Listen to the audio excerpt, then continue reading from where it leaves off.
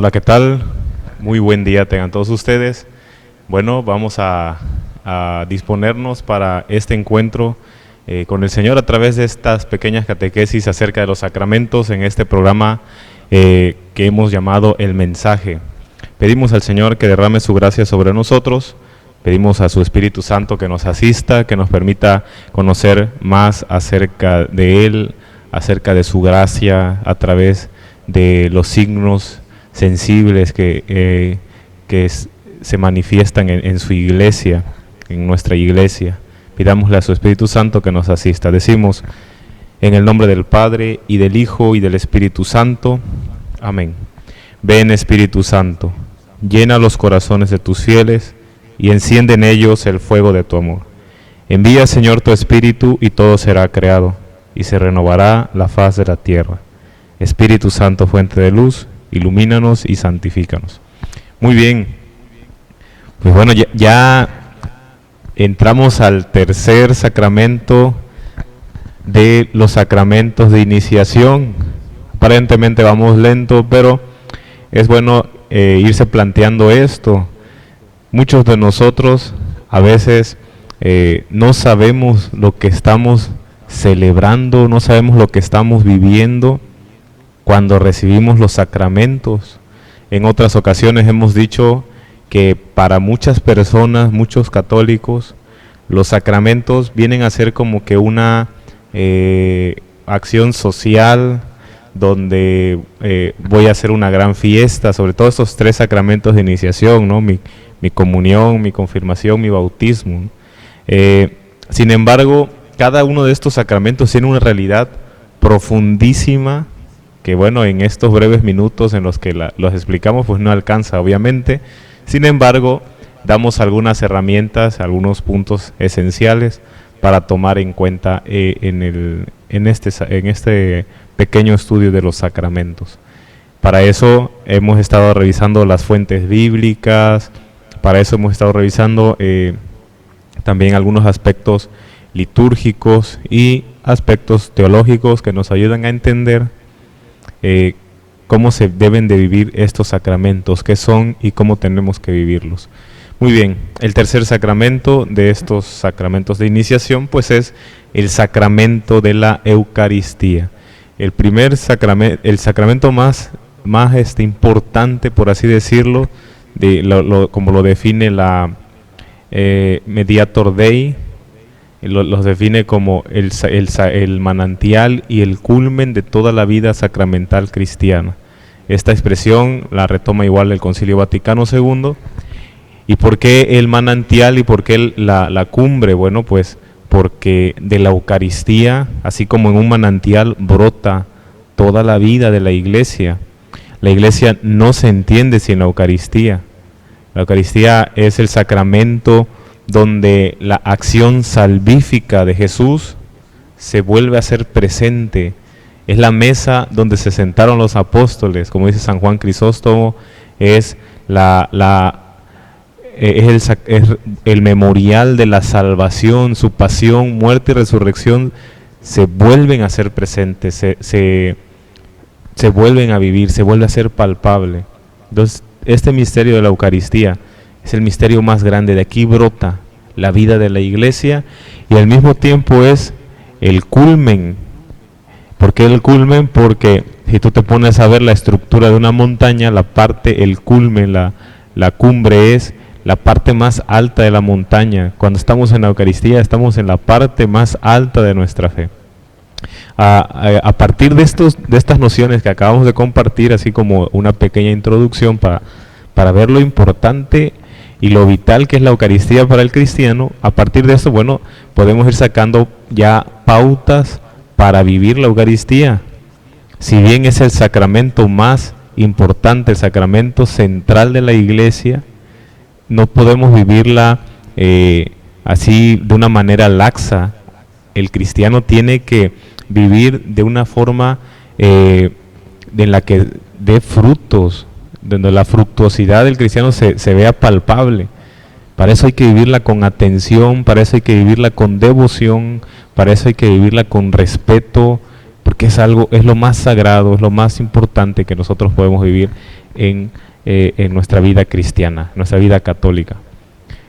¿No sería válido entonces ir a la Eucaristía? Digo, en este sentido, a veces como vamos, ¿no? Muy cómodos en chanclas, en short, no, porque vamos a lo más importante, a lo central de nuestra vida, la elegancia en nuestro aspecto físico, la decencia, tiene que ser elementos vitales para poder vivir eso. Ya no se diga la atención, el respeto, la devoción con la que nosotros nos dispongamos a vivir la Eucaristía. Muy bien, para esto vamos a darnos cuenta cómo Jesús pues se revela a nosotros precisamente como el pan vivo que es bajado del cielo. Te invito a que en tu Sagrada Escritura busques el capítulo 6 de San Juan, el versículo 26 al 66. Es todo el discurso del pan vivo. Jesús se manifiesta a nosotros. Fíjate qué grande es Dios, que para salvarnos se ha hecho hombre, y para seguir haciéndose presente y seguir haciendo presente este misterio de salvación, se hace alimento, se hace comida. Este pan vivo que ha bajado del cielo es el pan que nos vivifica y que nos da fuerza. La Eucaristía entonces es ese misterio donde Dios quiere alimentar a su pueblo, ese misterio donde Dios acompaña a su pueblo, donde se vuelve a ser presente. Este misterio de salvación tan grande. Me llama la atención cómo la misma literatura, hay algunos autores que resaltan este aspecto fundamental de la Eucaristía. Te invito, por ejemplo, a que leas este librito conocido por las películas, El Señor de los Anillos, de J.R.R. Tolkien. Hay una parte donde los personajes se encontraban así, pues debilitados, se encontraban agobiados por el camino, estos personajes principales, Frodo y su amigo Sam. Entonces encuentran con los elfos, que son representación de los ángeles, encuentran un pan, les dan un pan que es un pan que nunca se descompone, un pan que con solo comer un pedacito le repone la fuerza, un pan del viajero le llaman. Curiosamente es un título que también se le da a la Eucaristía, y el nombre con el que le conocen ellos es el pan de Lembas, ¿no? Este pan de los elfos. Y también a la Eucaristía Santo Tomás de Aquino la denomina como el pan de los ángeles. Entonces, en el camino cristiano donde hay una batalla, porque dicho sea de paso, esta obra que mencioné, pues habla de esa batalla del ser humano para llegar a su destino, a su meta, ¿no? Donde tiene que renunciar a muchas cosas. Estos personajes describen eso, y en ese camino difícil, en ese camino complicado para transitar, son acompañados por este pan que les da fuerza y les vuelve a dar vida. ¿Por qué menciono esto? A propósito del pan de vida. Porque en nuestra vida cotidiana muchas veces podemos estar así, agobiados en el día a día, en la lucha, en el desgaste. Podemos estar agobiados, pero la Eucaristía ha de ser nuestra fuerza, nuestro centro, nos vuelve a vivificar, sana nuestras heridas, nos ayuda a levantarnos. El alimento de Dios, el pan vivo, es el pan que ha bajado del cielo, y que, como dice San Agustín, es un alimento que al digerirlo no se vuelve parte de nosotros como todos los alimentos, ¿no? que nos hace, se vuelven nutrientes para nuestro cuerpo al digerirlo. No, la Eucaristía es el único alimento que al digerirlo nosotros nos hacemos parte de él. Nos vincula, nos hace vivir un misterio de comunión, de unidad. Nos volvemos parte de ese misterio de salvación. Imagínate qué maravilloso misterio, que en la misma mesa, en el mismo lugar donde se sentó los apóstoles donde se sentaron los apóstoles, donde se sentó Jesús, tú y yo, cada vez que vamos a la Eucaristía, también nos sentamos. Y entonces, a partir de esta idea, aparece algo muy importante, una palabrita que tenemos que tener en cuenta y es clave para entender el misterio de la Eucaristía, y es precisamente esta expresión de el memorial. Cuando hablamos de la Eucaristía, hacemos referencia al memorial. El momento donde fue instituida la Eucaristía, Jesús nos dice, nos manda a volver a celebrar eso en memoria suya, en conmemoración suya. Estas fuentes las vamos a encontrar en las siguientes citas bíblicas. Si tú buscas Mateo 26, 28, vas a encontrar este dato, ¿no?, del memorial. Jesús se sienta a la última cena, cómo instituye la Eucaristía. Luego, Marcos 14, 22, 24, otro punto importante donde también se marca la institución de la Eucaristía. Y los que más resaltan este aspecto del memorial es Lucas capítulo 22, 19, 20 y primera carta a los Corintios 11, 23, 25, que dicho sea de paso son las palabras que se ocupan en el momento de la consagración. Ok, ¿qué significa memorial? Porque no estamos diciendo memoria, no estamos diciendo, no se trata de un mero recuerdo. Cuando hablamos del memorial, hablamos de una actualización del misterio.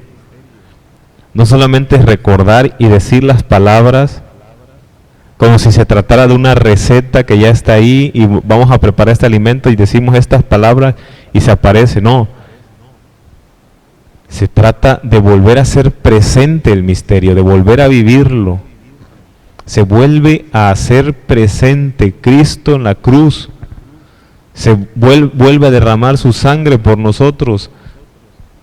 Vuelve a entregarse por nosotros. Nos vuelve a dar vida, con su muerte y con su vida. Ese es el misterio del memorial.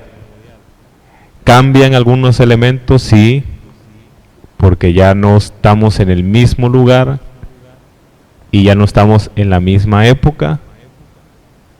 Cambian algunos elementos porque a lo mejor ya no está la misma gente, pero es el mismo anfitrión, es la misma mesa y es el mismo alimento que trasciende el espacio, es decir, no en el Monte Calvario, sino aquí en nuestro altar, que trasciende el tiempo, no hace 2000 años, sino ahora, en este preciso instante.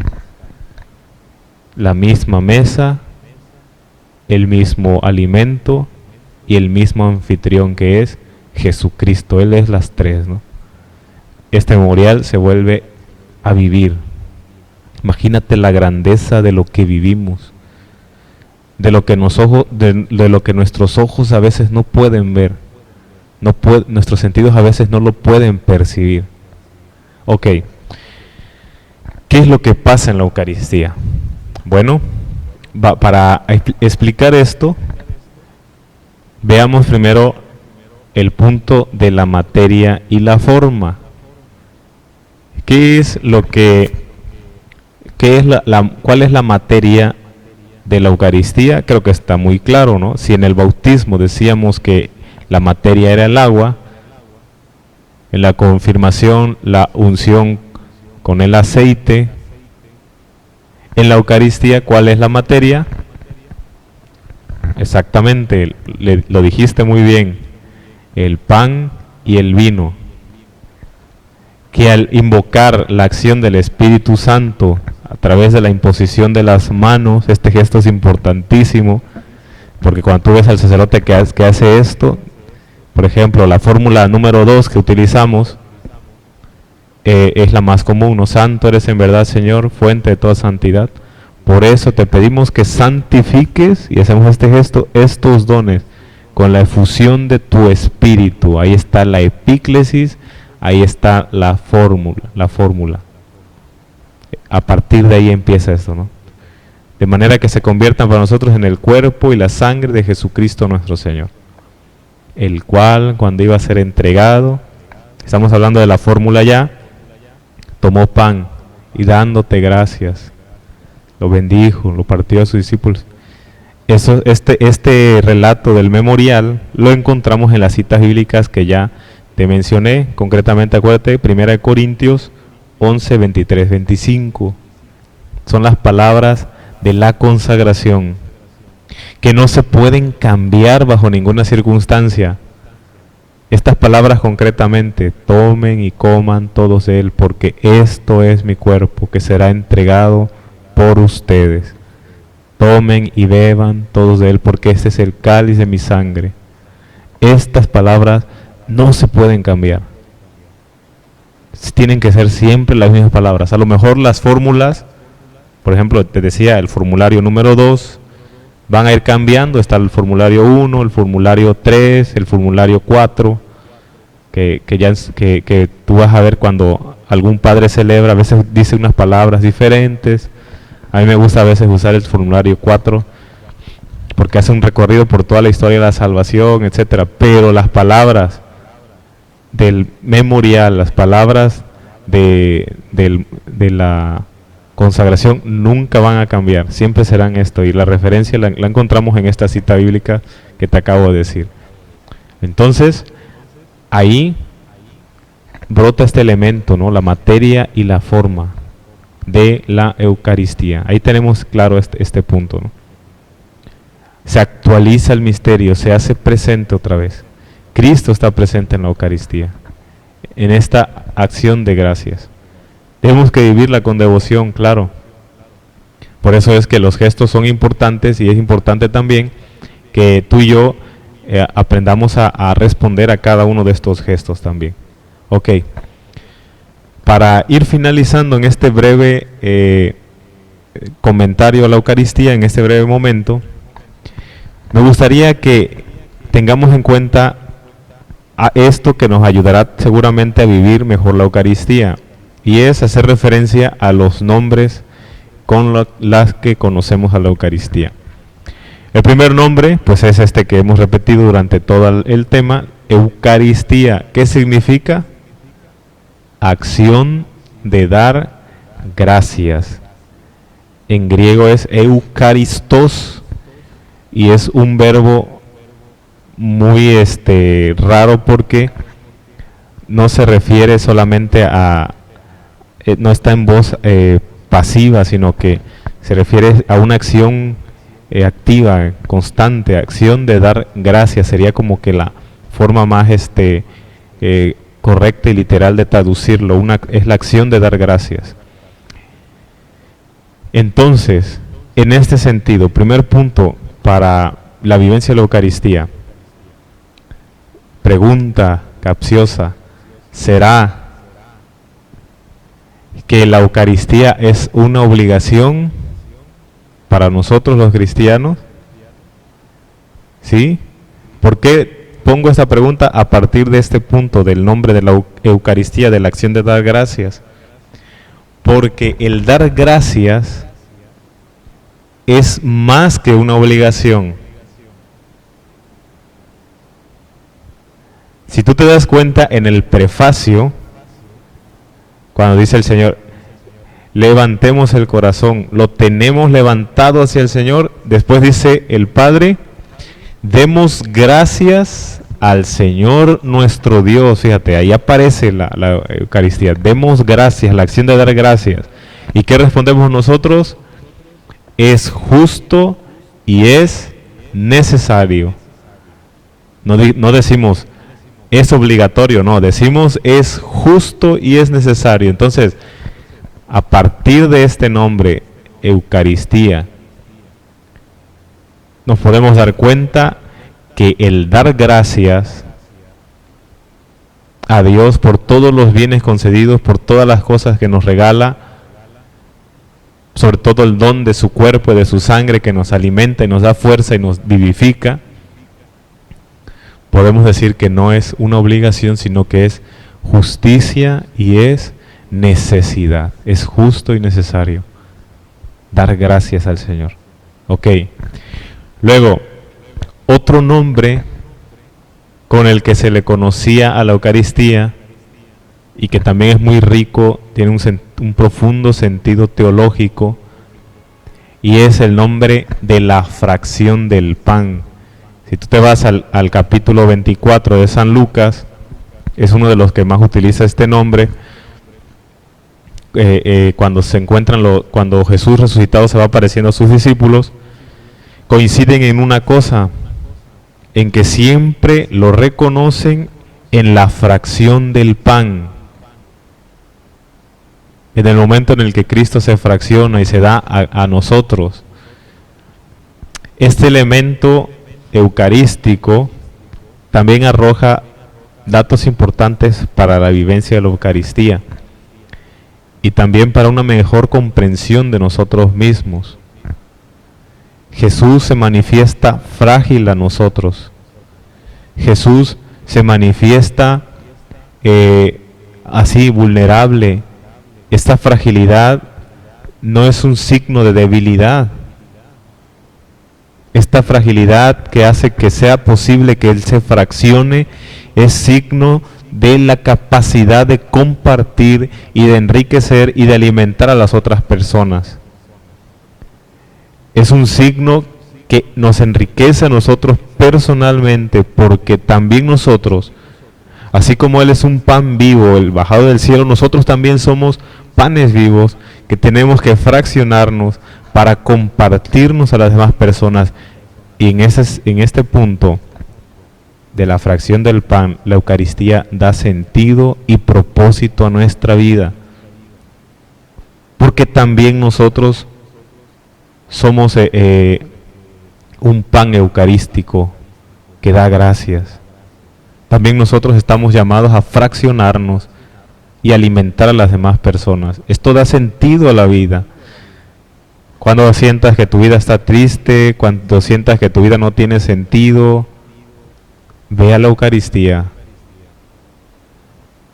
y acuérdate que nuestra vida tiene sentido y tiene propósito cuando nos fraccionamos, cuando nos compartimos con otra persona. Servicio, caridad, solidaridad, ayuda, la forma de compartirnos todos, a lo que sea que nos dediquemos, todo lo que sea que sabemos, etcétera, etcétera, todos estamos llamados a compartirnos, y eso, ese misterio tan profundo, tan bello, también lo encontramos en la Eucaristía. Otro nombre con el que se le conoce a la Eucaristía, un nombre muy común, es la misa. Aquí este nombre brota, tiene su historia, brota a raíz de las palabras latinas que se decían al finalizar la misa. Tal vez no lo recuerden algunos de ustedes, pero tal vez sí lo sepan, que antes del Concilio Vaticano II, 1965, la misa se decía en latín. Entonces, la mayoría de personas no sabemos latín, y en aquel entonces no era la excepción. Y al final de la Eucaristía, el Padre decía estas palabras, decía, ite missa est, que traducido significa, pueden ir, ¿no? Esto ha terminado, esto terminó, pueden irse. Y misa viene de la misma raíz griega de misio, que es la raíz de misión, que significa ser enviados. ¿Por qué esta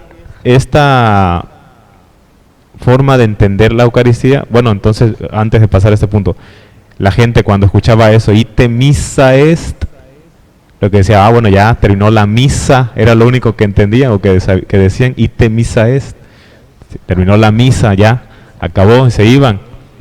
Muy bien, pero eran palabras de envío. Cuando se hace todo este cambio en el Concilio Vaticano II, curiosamente no se busca cambiar este nombre, la gente le sigue diciendo misa hasta la fecha, y tampoco es que esté erróneo el asunto. ¿Por qué? Porque después de la misa somos enviados. Después de la misa no podemos ser los mismos. Porque aunque fue una cuestión fortuita que se dio porque no entendíamos latín,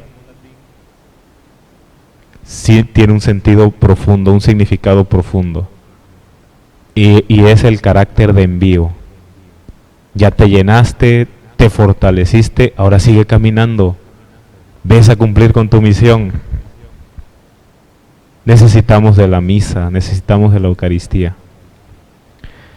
Pienso que en estos momentos sí tal vez se nos dificulte mucho la vivencia de la Eucaristía. Yo por ahí le comentaba a algunas personas, ¿no?, que me decían: padre, me cuesta mucho trabajo escuchar la misa o ver la misa en el celular o en la televisión, en la computadora. Yo comparto esa emoción, créanme.